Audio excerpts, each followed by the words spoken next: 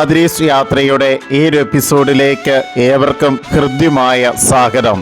Gujarat റീജിയനിലെ saint Alphonsa church മനേജയിലേക്കാണ് നിങ്ങളെ കൂട്ടിക്കൊണ്ടു പോകുവാൻ ഞാൻ ആഗ്രഹിക്കുന്നത്.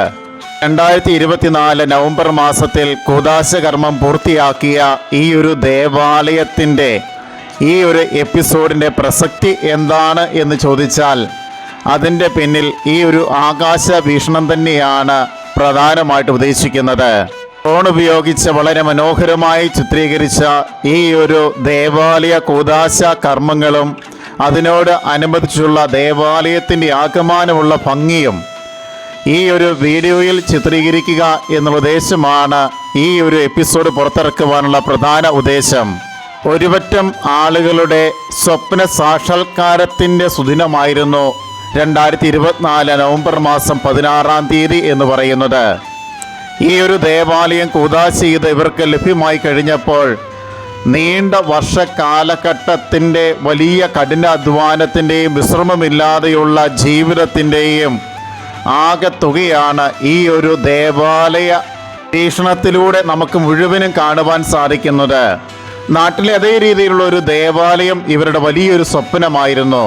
കേവലം 100 താഴെ മാത്രം കുടുംബാംഗങ്ങളുള്ള ഈ ഒരു ബറോഡ എന്ന് പറയുന്ന സ്ഥലത്തെ മനേജ എന്ന് പറയുന്ന ഇടവക അവരുടെ ഒത്തൊരുമിച്ചുള്ള അക്ഷീണമായ പരിശ്രമത്തിൻ്റെ ഫലമാണ് ഇന്ന് ഇവിടെ കാണുന്ന ഈ മനോഹരമായ ദേവാലയം. അതും വിശുദ്ധ അൽഫോൻസാമയുടെ നാമധേയത്തിലാണ് ഈ ഒരു ദേവാലയം അവർ പണി കഴിപ്പിച്ചിരിക്കുന്നത്. ഈ ഇടവാംഗങ്ങളുടെ പ്രവാസികളായ മലയാളികളുടെ മുഴുവൻ വലിയൊരാഗ്രഹമാണ് നാട്ടിൽ അതേ രീതിയിലുള്ള ഒരു ദേവാലയം ഈ ഒരു ഗുജറാത്തിൽ നിർമ്മിക്കണം എന്നുള്ളത്. അതിൻ്റെ ഭാഗമായിട്ടാണ് ഈ ഒരു ദേവാലയ നിർമ്മിതി ഇത്ര മനോഹരമായിട്ട് അവർ നടത്തിയിരിക്കുന്നത്. നമ്മുടെ നാട്ടിലുള്ള ദേവാലയങ്ങളുടെ തനതായ രീതികൾക്കൊന്നും കോട്ടം വരാത്ത രീതിയിലുള്ള എല്ലാ രീതിയിലുള്ള ക്രമീകരണങ്ങളാണ് ഈ ദേവാലയത്തോടനുബന്ധിച്ച് മുഴുവനും നമുക്ക് കാണുവാൻ സാധിക്കുന്നത്. മനോഹരമായ ചിത്രപ്പണികളോടുകൂടിയ ഗ്ലാസ് വർക്കുകളോടുകൂടിയ മനോഹരമായ ദൃശ്യഭംഗികളോടുകൂടിയ ദേവാലയ സമുച്ചയം ഇതിൻ്റെ പ്രൗഢി ഒന്നുകൂടി വർദ്ധിപ്പിക്കുകയാണ് ചെയ്യുന്നത്. 6 വർഷ കാലഘട്ടങ്ങളിലെ ഏതാനും ആളുകളുടെ അക്ഷീണമായ പരിശ്രമത്തിൻ്റെ ഫലമാണ് ഈ ഒരു ദേവാലയം ഇന്ന് തല ഉയർത്തി നിൽക്കുന്നത്. ഇതിൻ്റെ പിന്നിൽ അധ്വാനിച്ച ധാരാളം ആളുകളുണ്ട്.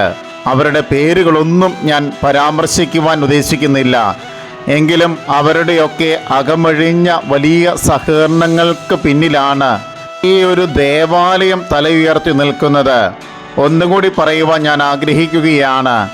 കഴിഞ്ഞ കാലഘട്ടങ്ങളിലെല്ലാം ഈ ഒരു ഇടവകയെ ഒരുമിച്ച് ഐക്യത്തിൽ സ്നേഹത്തിൽ ഈ ദേവാലയ പണികളുടെ പുരോഗതിയിലൊക്കെ സഹായിച്ച ടോമച്ചനെ നമുക്ക് മറക്കുവാൻ സാധിക്കുകയില്ല. ദേവാലയം എന്ന് പറയുന്ന ഈ ഒരു വലിയ സ്വപ്നം സാക്ഷാത്കരിച്ചു കഴിയുമ്പോൾ അതിൻ്റെ പിന്നിൽ നേതൃത്വം നൽകിയ വൈദികനെ നമുക്ക് ഒരിക്കലും വിസ്മരിക്കുവാൻ സാധിക്കുകയില്ല. കാരണം അത്രമാത്രം കഠിനമായ അധ്വാനവും വിശ്രമമില്ലാത്ത ജീവിതവും ഇതിൻ്റെ പിന്നിൽ അദ്ദേഹം അനുഭവിച്ചിട്ടുണ്ട്. ഈ ഒരു ആകാശ വീക്ഷണം ഇവിടെ നിന്ന് നമ്മൾ നടത്തുമ്പോൾ ആകാശത്തോളം ഉയരത്തിൽ തന്നെ ഒത്തിരിയേറെ കഷ്ടപ്പാടുകൾ അദ്ദേഹം സഹിച്ചിട്ടുണ്ട് എന്നുള്ള കാര്യത്തിൽ യാതൊരു സംശയമില്ല. അത് വിസ്മരിക്കാതിരിക്കുക എന്നുള്ള ഉദ്ദേശം കൂടി ഈ ഒരു എപ്പിസോഡിന് പിന്നിൽ എനിക്കുണ്ട് എന്നുള്ള കാര്യം സ്നേഹപൂർവ്വം ഓർമ്മപ്പെടുത്തുകയാണ്. ഒരു വൈദികൻ്റെ ജീവിതത്തിലെ 8ഓളം വർഷങ്ങൾ ഈ ഒരു ദേവാലയവുമായി ബന്ധപ്പെട്ട് ഈ ഒരു ദേവാലയ നിർമ്മിതിയുമായി ബന്ധപ്പെട്ട് കഠിനാധ്വാനം ചെയ്യുകയായിരുന്നു അദ്ദേഹത്തിൻ്റെ വലിയ സന്മനസ്സിനെയും നന്മയെയും എത്രമാത്രം അഭിനന്ദിച്ചാലും മതിയാവുകയില്ല. വൈദികനോട് ചേർന്ന് ഇവർ നിന്നു കഴിഞ്ഞപ്പോഴാണ് ഈ ഒരു വലിയ സ്വപ്നം സാക്ഷാത്കരിക്കുവാൻ ഇവർക്ക് സാധ്യതമായത്. ഒത്തിരിയേറെ കഷ്ടപ്പാടുകളിലൂടെ ഇവർ കടന്നുപോയിട്ടുണ്ട്. ഒത്തിരിയേറെ വിഷമതകളിലൂടെ അവർ കടന്നുപോയിട്ടുണ്ട്. അപ്പോഴൊക്കെ വഴി നടത്തിയ ഒരു ദൈവം ഇവരുടെ കൂടെ ഉണ്ടായിരുന്നു. ആ ദൈവത്തിൻ്റെ വലിയ സമ്മാനമായിട്ടാണ് ഈ ഒരു ദേവാലയത്തെ ഇവർ കണക്കാക്കുന്നത്. മറ്റു കെട്ടിടങ്ങളോടൊപ്പം തന്നെ തലയുയർത്തി നിൽക്കുന്ന ഈ സെന്റ് അൽഫോൻസ ചർച്ച് മനേജ ദേവാലയം ഗുജറാത്ത് റീജിയൻ്റെ വലിയ അഭിമാന സ്തംഭമായിട്ട് നിലകൊള്ളുകയാണ്. ഭാവിയിലെ ഞങ്ങളുടെ കത്തീഡ്രൽ ദേവാലയമാക്കുവാനുള്ള സാധ്യതയും ഇതിന് ഞങ്ങൾ കാണുന്നുണ്ട്. അത്തരത്തിലൊരു വീക്ഷണത്തിലൂടെയാണ് ഈ ദേവാലയത്തിൻ്റെ പൂർത്തീകരണം പോലും ഞങ്ങൾ നടത്തിയിരിക്കുന്നത്. സ്നേഹപൂർവ്വം നന്ദിപൂർവ്വം ഓർമ്മിക്കുന്നു.